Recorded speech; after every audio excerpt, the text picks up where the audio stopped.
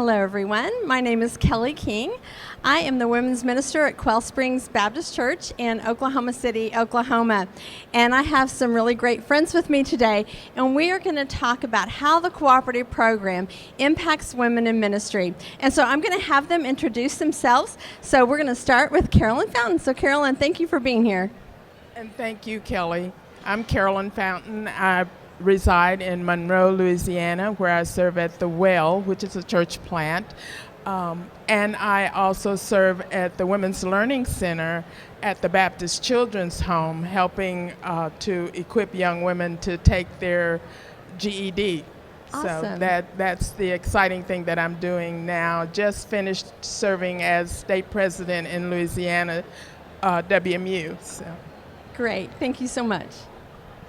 Hi, I'm Emily Dean, and I serve as Assistant Professor of Ministry to Women at New Orleans Baptist Theological Seminary and Level College. So I get the great privilege of helping prepare women for ministry leadership, and I also serve as the faculty advisor for our Society for Women in Scholarship. Hey, I'm Sarah Robinson, and I serve the Kentucky Baptist Convention as the Women's Ministry Consultant. And I get the privilege of helping train and equip women across our state, kind of in two categories. One is ministry to pastors' wives, helping them flourish in their roles, and then also training and equipping women for service who serve in leadership in ministry to women. Thank you so much.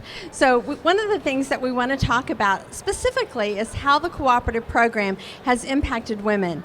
And all four of us have greatly benefited from the opportunity to attend seminary. And Emily, I know that's kind of your wheelhouse, but all of you have been impacted from that. So tell us how the cooperative program can help women attend different levels of education. Absolutely. So we have women studying at the undergraduate level, the graduate level, and the doctoral level. And women who are members of Southern Baptist churches, they get the opportunity to study at a reduced rate of tuition. And so it really makes seminary education affordable for women. A lot of women feel like seminary education might be inaccessible to them, but the cooperative program greatly helps women who desire to pursue theological education and just makes it a little bit more feasible and accessible for them. Exactly. And Sarah, you just finished your PhD last year. And so did you even think about the cooperative program when you started seminary education, or how did that impact you? Well, as I was looking at institutions to attend, I was comparing cost, because there's a cost to attending seminary. And I was delighted when I found out that the cooperative program did give a discount for those Southern Baptist church members attending a Southern Baptist seminary. And so that was part of my decision to attend New Orleans Baptist Theological Seminary.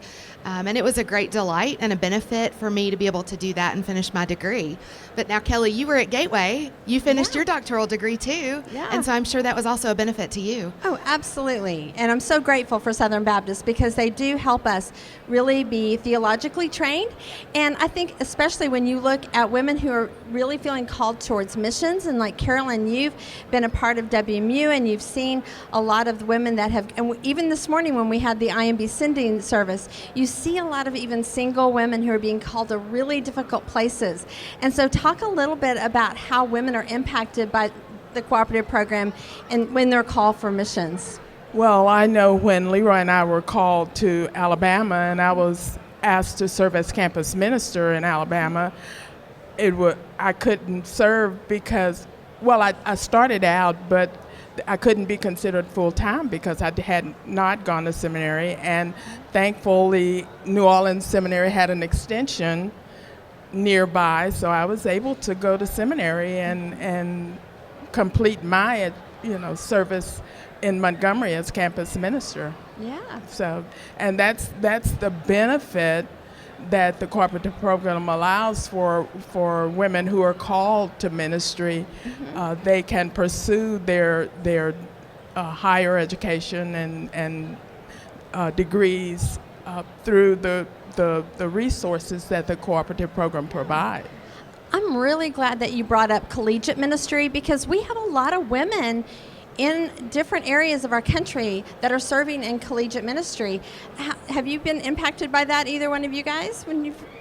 been part of that? Or Well, I've had the opportunity to serve women who are serving in collegiate ministry through leading breakouts and different areas of events like Collegiate Week. And so I have gotten to talk with a lot of those ladies, and it is a blessing to see what God is doing in and through them. And especially as they've been able to receive seminary training, particularly, again, just the cooperative program dollars have really been able to support their positions that they're serving in, but also the training that they've received as well. And I would say throughout Kentucky, our BCMs also have young ladies serving in collegiate ministry roles. And those young ladies are benefiting, again, from the funding from the cooperative program that is supporting the roles that they're serving, no matter what university they're at. And it's helping them discern their calling and fueling the next generation of ministry leaders. yeah.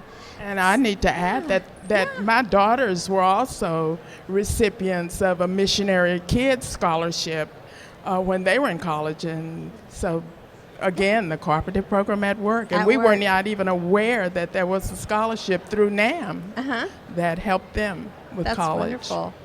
Now, Sarah, I've been in a similar position as you in a state convention, and we receive cooperative program dollars through the state, and it goes on through, to the national organizations and our entities and seminaries.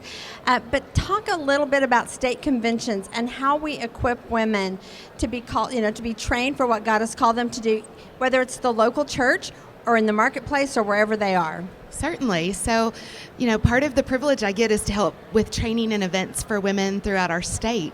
Many of you might not have known that Lifeway just produced a big research study on the state of ministry to women that came out last year, but we learned that a predominant amount of women's ministries are led by volunteer women throughout the nation.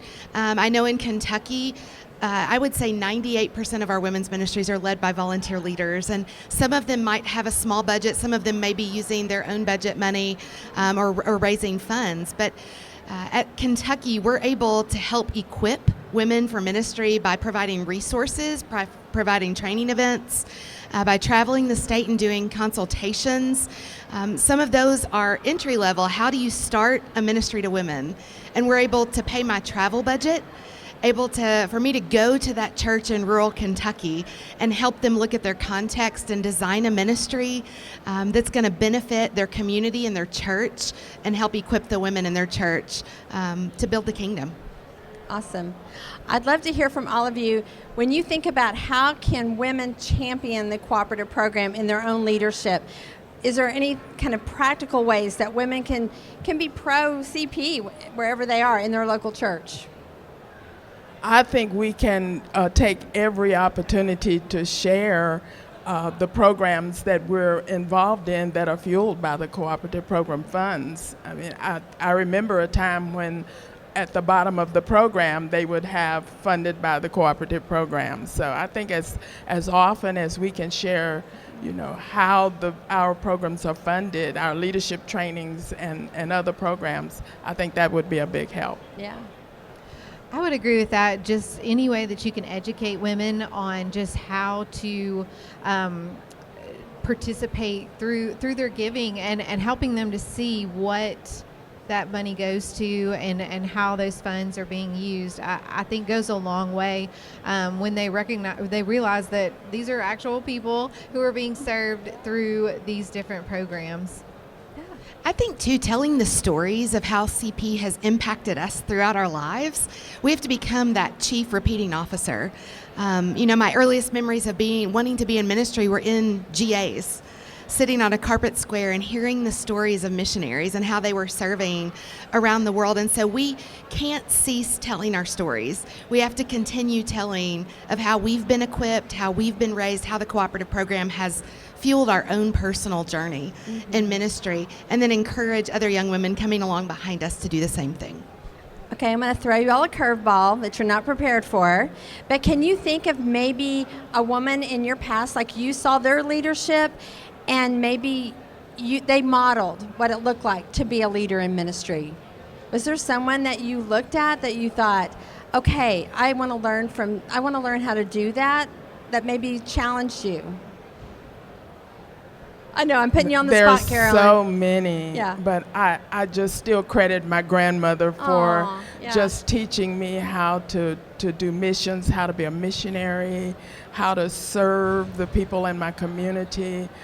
She's gone on to be with the Lord now, but gosh, I remember her just being my role model for missions. That's awesome. I would agree. Actually, I was going to say my grandmother as well. Definitely set the example for me of what it was to really lead and serve women through the WMU and through just teaching women about missions in the local church and also teaching the Bible in the local church. And so I'm just grateful for the example that she set when I really didn't realize that she was setting that example for me until much later in life. But she was just doing what the Lord was leading her to do and being faithful. And I have greatly benefited from that example. I think for me, it would be a lay leader in the local church where I most recently served, a lady by the name of Teresa. She was a Sunday school teacher. She served on committees. She was a faithful giver to the cooperative program, and she really wanted to invest in the next generation. And so learning and watching as she served the local church really impacted me and challenged me to kind of up my leadership in the local church. She wasn't doing it for fame. She wasn't trying to write a book or anything. She was just serving because she loved the Lord and wanted to be a good leader. And when she stood before the Lord one day, wanted to be able to say that she had done what he'd asked her to. And so that really impacted me. Yeah. I know we have a lot of history when we look at women who have led in the Southern Baptist Convention. We see a lot of roots in Women's Missionary Union. Now, we also understand that it has always been an auxiliary and it has not been a recipient of any CP dollars. But there's been a lot of studies that show if you have missions organizations in your church and you talk about this, that the percentage of CP giving in the church goes up. So I know, Carolyn, you've been passionate about that for years. So can you kind of speak to that? Well, it was interesting for me, not coming from a Southern Baptist background, to learn about the cooperative program, and I thought it was the best thing that I'd heard, as far as ministry and completing your ministry. But the cooperative program was promoted initially by WMU, I think, and got it when it started. It was WMU women who made those sacrifices to give to the cooperative program. So, and that has carried on even until now. That churches with WMU or with missions organizations give more to the cooperative program. Well, and I would say that, again, as they mentioned this morning in one of the meetings, that's really why we were organized. And so I feel like Southern Baptists are eager to support missions. And so the stronger our missions emphasis is in a church, the more I would definitely see that people would be willing to give. And even with seminary education, of understanding how many of our missionaries come and prepare and train and are benefited by those, not only dollars for support when they go on the field, but support for training as well. Kelly, the cooperative program, I would be remiss if I didn't share. It started at First Baptist Church of Murray in Kentucky. There you go. And we're very proud of that. Yeah. But, as our teammates at the convention have really been championing that and telling us the stories of the birthplace. Where did it start and how has it grown? And again, I would just say we have to continue telling the stories. We have to continue talking about the way that the cooperative program has fueled ministry, has raised up kingdom leaders, and continues to do that in our current day. Yeah. And we get to celebrate 100 years next year of the cooperative program, and I'm excited to see how women benefit from all of the things that churches so faithfully and our members so faithfully give, and how we equip women to live on mission for the Lord. Thank you all so much for joining us today on this discussion. Thank you, Kelly.